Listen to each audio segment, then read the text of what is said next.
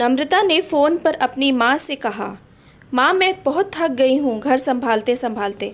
यहाँ मेरी थकान किसी को नज़र नहीं आती। कुछ दिन आराम करना चाहती हूँ। सोच रही हूँ कुछ दिनों के लिए अपने मायके आ जाऊँ। आते हुए अपने बच्चों को भी साथ ले आऊँगी। वे वहीं से स्कूल चले जाएंगे।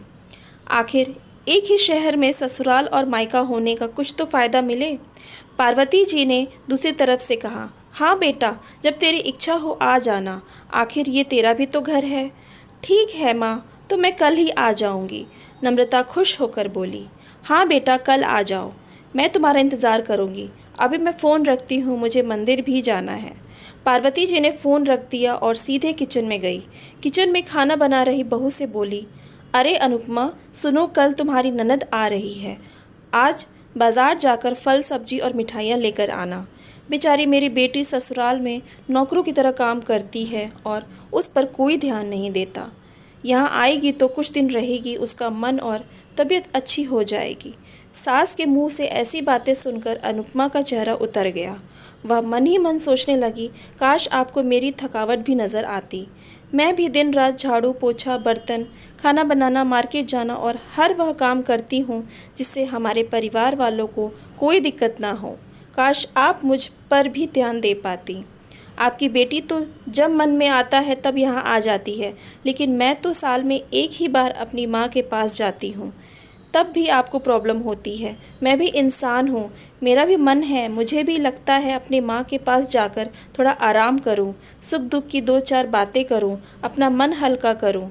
भगवान अब तुम ही कुछ करो ताकि मेरी सास की आंखें खुले और उसे मेरी थकावट भी नज़र आए।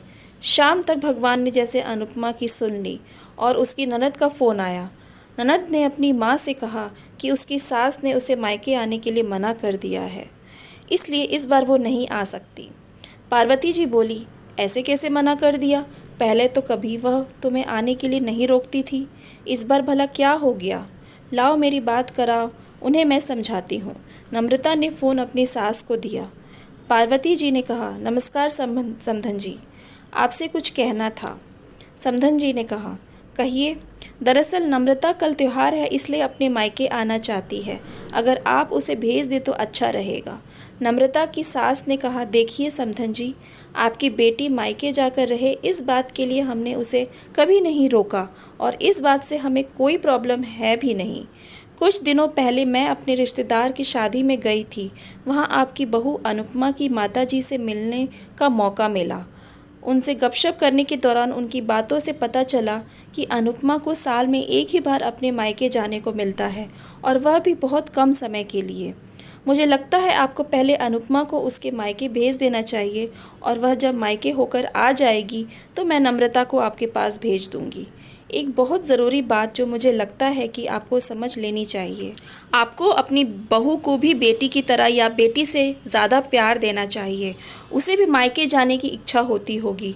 हो सकता है नम्रता के वहाँ आने से उसकी आवभगत करने के लिए आप उसे उसके मायके नहीं भेजती होंगी, या फिर वह आपसे कुछ कहने से अभी डरती हो। अगर आप उसको घर में ही कैद रखेंगी तो एक दिन ऐसा आएगा जब वह आपके खिलाफ़ बोलने लगेगी। फिर वह आपकी सुनेगी भी नहीं और जब चाहे तब अपने मायके जाएगी। ऐसी परिस्थिति आए, इससे अच्छा है कि आप ही कुछ बदलाव अमल में लाएं जिससे आपका रिश्ता और रिश्ते की मिठास खराब ना हो। पार्वती को अपने समधन की हर एक शब्द में सच्चाई नज़र आई। उन्हें महसूस हुआ कि उन्होंने अपनी बेटी के प्यार में अंधे होकर कभी भी अपनी बहू के मन का विचार नहीं किया। उन्होंने हमेशा ही अपनी बेटी को अपने बहू से ऊपर रखा। दूसरी तरफ नम्रता भी अपनी भाभी के बारे में हो रही इस बातचीत को सुन रही थी। उसने भी रियलाइज़ किया कि वह कभी भी अपनी भाभी के साथ ठीक से बात नहीं करती और जब जब वह अपने मायके जाती है तो भाभी थोड़ी उदास रहती हैं। पार्वती जी ने अपनी बहू को बुलाया और उससे कहा कि अनुपमा, कुछ दिनों के लिए नम्रता नहीं आने वाली है, इसलिए पहले तुम अपने मायके होकर आओ। यह सुनते ही अनुपमा का चेहरा खिल गया, क्योंकि यह पहली बार था जब उसकी सास ने सामने से उसे अपने मायके जाने के लिए कहा था। अगले दिन अनुपमा अपने मायके गई और इस बार 1-2 दिन नहीं, पूरे हफ्ते भर रहकर आई। अपने माँ बाप से, अपने रिश्तेदारों से मिलकर आई, और जब वह लौट कर आई तो उसका चेहरा खिला हुआ था, उसकी आंखें चमक रही थी। अनुपमा के आने के बाद नम्रता भी अपने मायके आई, और इस बार वो खुद सामने से अपनी भाभी से खुशी खुशी मिली और अच्छे से बात की। नम्रता ने अपनी माँ से बात करके उन्हें भी अच्छे से समझने में मदद। वह कहीं न कहीं अनुपमा के सास बहू और भाभी ननद के बीच की कड़वाहट को दूर कर दिया और रिश्तों को और भी ज़्यादा मीठा और मजबूत कर दिया। Thanks for watching. Please like and subscribe my channel for more videos.